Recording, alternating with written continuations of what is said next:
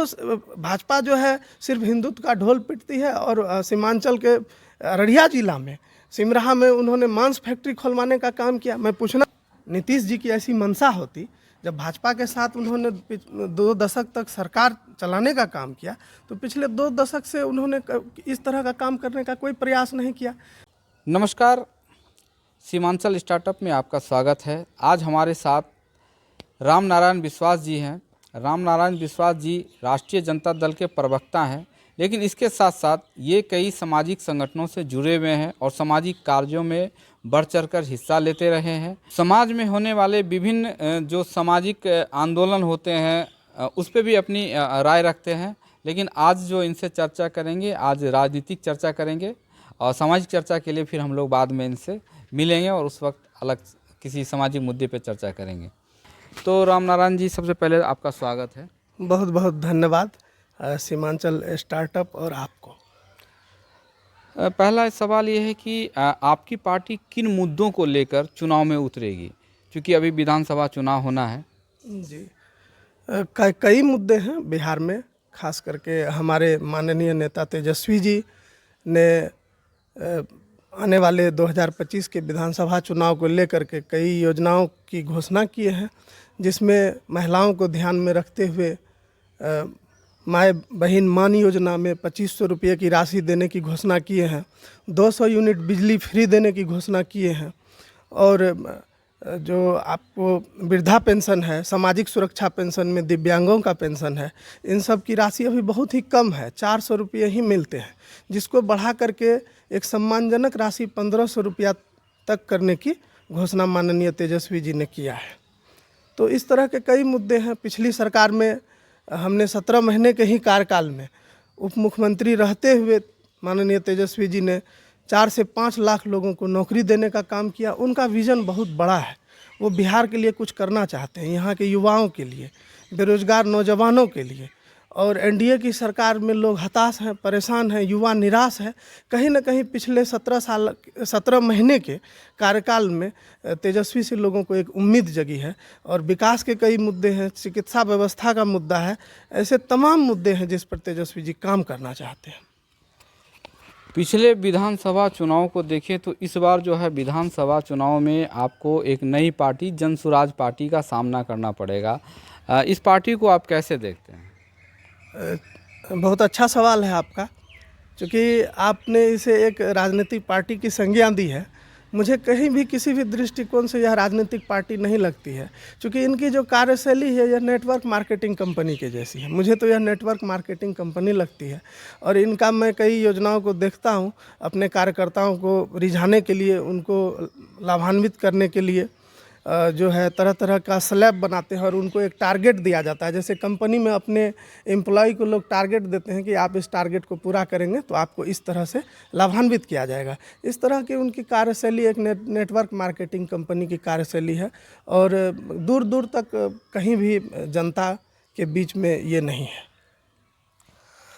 अगला सवाल है कि जो है आप जो हैं बीजेपी पर आरक्षण विरोधी होने का आरोप लगाते हैं आप लोग। आपको ऐसा क्यों आरोप लगाते हैं आप लोग? जी, बीजेपी आरक्षण विरोधी है ही, संविधान विरोधी है, आरक्षण विरोधी है, दलितों पिछड़ों का विरोधी है। वो आप देखेंगे कि 17 महीने के कार्यकाल में जिस तरह से माननीय नेता तेजस्वी जी ने जातिगत जनगणना करवाने का काम किया और आरक्षण की सीमा को बढ़ाकर 65% तक करने का काम किया, जिससे देश के, बिहार के नौजवान लाभान्वित होते, पिछड़ा दलित के बच्चे लाभान्वित होते। और उसको जो है सरकार में आने के बाद, एनडीए 17 महीने के बाद जब मेरी सरकार गई और एनडीए की सरकार ने उसको समाप्त करने का काम किया। यदि मैं पूछना चाहता हूं भाजपा के लोगों से, यदि आरक्षण का इतना ही वो हिमायती है तो पूरे देश में, केंद्र में सरकार है भाजपा की, पूरे देश में जाति आधारित जनगणना करा करके पूरे देश में उसको लागू कराने का काम किया जाए, आरक्षण की सीमा को बढ़ाने का काम किया जाए। यदि ऐसा करती है सरकार तब मैं मानूंगा ना। ये तो छलावा है उनका बिल्कुल। आपने कहा कि जातीय जनगणना आप लोगों ने कराया, तो क्या इसका श्रेय सिर्फ तेजस्वी यादव को मिलना चाहिए? नीतीश कुमार भी तो मुख्यमंत्री रहे। बिल्कुल, इसका श्रेय पूरा 100% माननीय तेजस्वी जी को जाता है, क्योंकि पिछले 17 साल और बनाम 17 महीने की जो सरकार रही, तो आप देखेंगे यदि आदरणीय नीतीश जी की ऐसी मंशा होती, जब भाजपा के साथ उन्होंने 2 दशक तक सरकार चलाने का काम किया, तो पिछले 2 दशक से उन्होंने इस तरह का काम करने का कोई प्रयास नहीं किया। और दलितों पिछड़ों को जो आरक्षण का लाभ मिलना था, 17 महीने में जब तेजस्वी जी ने इस तरह का कार्य करने का काम किया, तो तेजस्वी जी की जब लोकप्रियता बढ़ने लगी, तो फिर वो पुनः भाजपा के गोद में जा कर के बैठ गए और तेजस्वी जी के मेहनत को पे पानी फेर दिए। जो दलितों पिछड़ों अति पिछड़ों को जो उस आरक्षण से लाभ मिलता, जिसकी सीमा बढ़ा करके 65% तक करने का काम तेजस्वी जी ने किया, उसको भाजपा के साथ मिल करके नीतीश कुमार जी ने समाप्त करने का काम किया। तो ये बिल्कुल ही जो है गलत है। अगला है कि आप बीजेपी की बात करते हैं। बीजेपी आप लोगों पर आरोप लगाती है कि आप मुसलमानों की पार्टी हैं, क्या कहेंगे? क्या सिर्फ मुसलमानों की पार्टी? ऐसा बिल्कुल नहीं है। राष्ट्रीय जनता दल सभी जाति धर्मों की पार्टी है। बिहार के तमाम लोगों की चिंता करती है, बूढ़े बुजुर्गों की चिंता करती है, माता बहनों की चिंता करती है, युवाओं की चिंता करती है। मैं आपको पूछना चाहता हूं कि 17 महीने के कार्यकाल में तेजस्वी जी ने 4 से 5 लाख लोगों को नौकरी देने का काम किया। क्या उसमें सिर्फ मुसलमान लाभान्वित हुए या सभी जाति धर्म के लोगों को उसमें नौकरी मिला? यदि बिहार का विकास होगा, यहाँ पे फैक्ट्री इंडस्ट्रीज लगेगा, लोगों को रोजगार मिलेगा, तो क्या एक विशेष जाति या धर्म के लोगों को रोजगार मिलेगा या सभी जाति धर्म के लोग लाभान्वित होंगे? ये भाजपा जो है इस तरह का प्रोपगेंडा करते रहती है, जाति और धार्मिक उन्माद को फैला करके लोगों को गुमराह करने का काम करती है। भाजपा की इस तरह की कार्यशैली बहुत ही पुरानी रही है।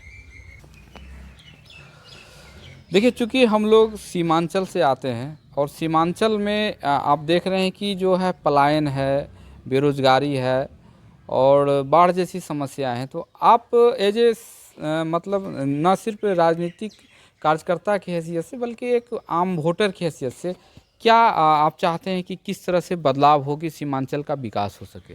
जी, सीमांचल को लगातार ठगने का काम किया जा रहा है। पिछले आप देखेंगे 2 दशक से बिहार में एनडीए की सरकार है, लेकिन सीमांचल में जो लोगों में जो तबाही होती है, लोगों का जो पलायन होता है, यहाँ पे बाढ़ जैसी आपदा हर वर्ष आती है।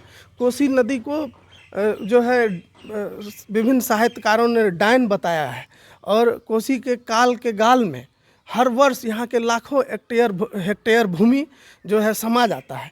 तो आप देखेंगे कि पूरी दुनिया में तमाम जगहों पे जहाँ पानी की समस्या से लोग जूझ रहे हैं, वहीं पे हम लोगों के यहाँ पानी ही सबसे बड़ी समस्या है। और हर साल इतना बाढ़ आता है, फसलें तबाह हो जाती है, जिस कारण से लोगों का पलायन होता है और यहाँ पे कोई ऐसा रोजगार नहीं है लोगों को। और भाजपा जो हिंदुत्व का राग अलापती है, मैं बताना चाहता हूँ कि यहाँ पे मक्का आधारित या किसान के फसलों के आधारित यहाँ पे जो इंडस्ट्री लगाना चाहिए था, जिससे किसान को उनके फसल का उचित मूल्य मिलता और यहाँ के लोगों को उनके ही घर में रोजगार मिलता, उनके ही इलाके में रोजगार मिलता, जिससे पलायन रुकता। तो भाजपा जो है सिर्फ हिंदुत्व का ढोल पीटती है। और सीमांचल के अररिया जिला में सिमराहा में उन्होंने मांस फैक्ट्री खुलवाने का काम किया। मैं पूछना चाहता हूँ, मांस फैक्ट्री से कितने लोगों को रोजगार मिला, कितने हिंदुओं को रोजगार मिला जो हिंदुत्व का राग अलापती है? मैं जानना चाहता हूँ भाजपा से। तो इस तरह से सीमांचल में बदलाव होना चाहिए और हमारे नेता माननीय तेजस्वी जी दृढ़ संकल्पित हैं कि सीमांचल के विकास के लिए, यहाँ से बाढ़ से निपटने के लिए, लोगों के रोजगार के लिए हमेशा चिंता करते हैं। और सीमांचल का विकास जब सरकार आएगी तो मुझे पूरा भरोसा है तेजस्वी जी इस इलाके में आमूलचूल परिवर्तन करने का काम करेंगे। हमसे बात करने के लिए बहुत बहुत धन्यवाद। जी जी, बहुत धन्यवाद सीमांचल स्टार्टअप को, जो हमारी आवाज़ को, हमारी बातों को जनता तक पहुंचाने का आप काम कर रहे हैं, इसके लिए शुक्रिया।